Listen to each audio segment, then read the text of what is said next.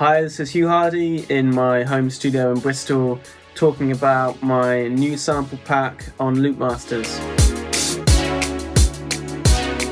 This sample pack is made up of melodic loops, bass loops, drum loops, percussion loops, as well as single hits. Let's start with the melodic loops. There's about 25 piano loops which I've played in on the keyboard and then processed in Ableton to get them sounding as clean and as vibey as possible. A lot of these loops are soulful and jazzy, inspired by neo-soul music, the sorts of chord progressions that I use a lot in my own tunes. Some of these piano loops have been processed more heavily with some reverb and added textures, but for the most part I've kept them quite clean and dry so that you can chop them up and process them in your own original way. I've also included the MIDI files for all of these loops.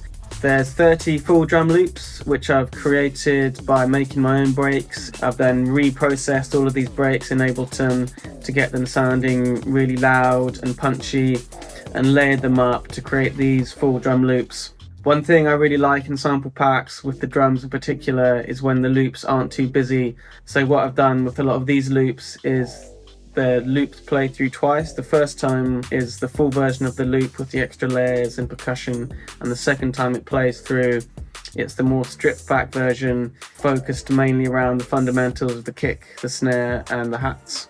The bass loops and bass hits have been created primarily in Serum with patches that I've made.